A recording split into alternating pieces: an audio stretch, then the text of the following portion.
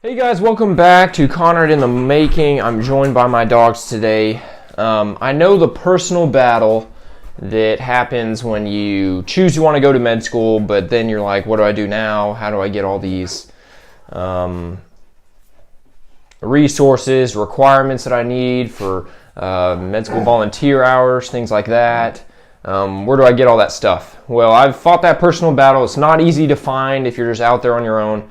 But I've compiled a list of resources that I think every pre-med needs to at least be aware about. I've used them frequently. It's incredible. So let's get into it. This is Conrad in the Making.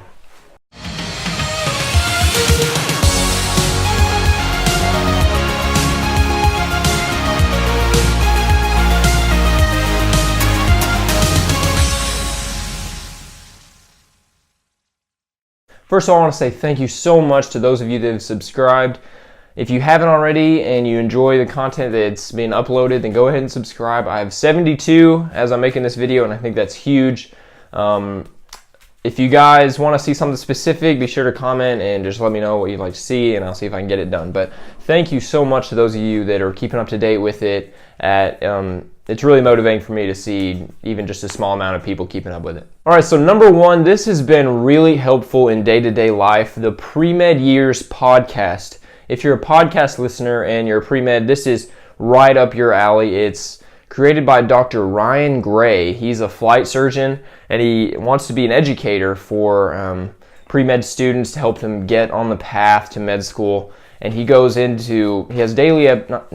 weekly episodes about testimonies from students that have come a long way trying to go into medical school. He has information sessions about letters of recommendation, the personal interview, all sorts of stuff, volunteer hours, extracurricular things. He really dives in deep to what med schools are looking for. He has great MCAT ideas, information, resources, and it really helps me for the day-to-day motivation to stay on track that I'm going to medical school, that I need to be preparing for it. And so I'll just pop it in, listen into it in the car on my way to something, and it's really helpful. He does a fantastic job. It's called the Pre-Med Years. Number two, I haven't gotten this yet, but I probably will soon. The MSAR, M-S-A-R, is an online database that gives you all the information about Canadian and United States medical schools.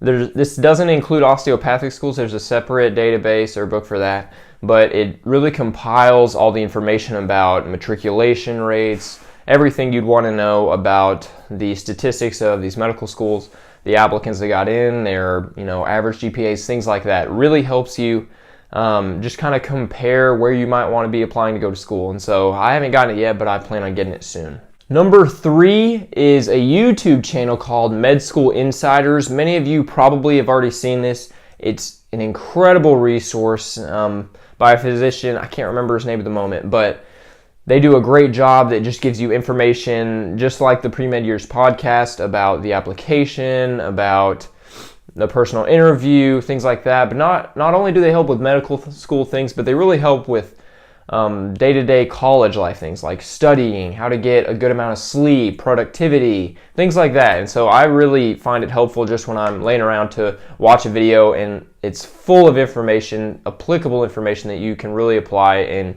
get a lot of understanding from and benefit from. So I'd encourage you guys to check that one out. Number four is a community. This one's a little abstract, but it's still very necessary. I would suggest all of you guys to find a community, if you're not already in one, full of pre-med students that are talking about their applications, what they're doing for extracurriculars, things like that just help you get an idea of what other students are doing. You can find these online.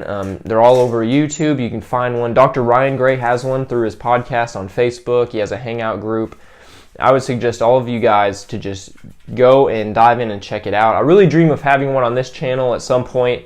I know it's just starting out, but I think a community where people are sharing ideas and collaborating is really beneficial. Number five is your pre-med advisor at your college or university. It's likely that your campus has one. I've never heard of one not having one.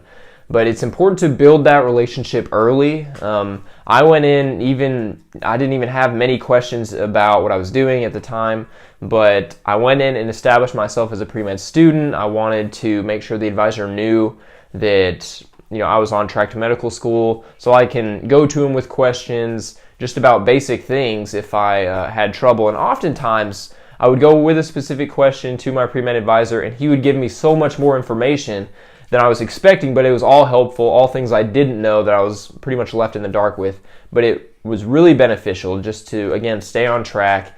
And honestly, they can provide, if they're a professor at the university like mine is, they can provide an awesome letter of recommendation down the road if you continue to establish that relationship with them.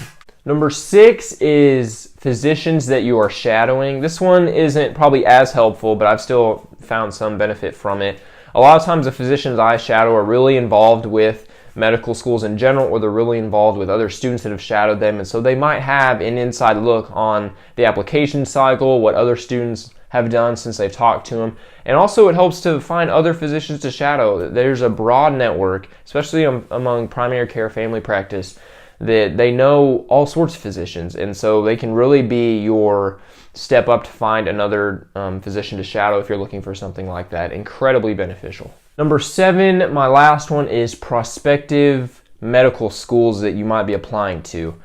This may be a little tough to keep in contact with them during the application period, during the time you are applying, but before then I would really encourage you to reach out to those universities, make sure that you're on the right track, that you're clear in what classes you're taking. If there's any events they may have, such as information sessions, mine that I want to apply to does that.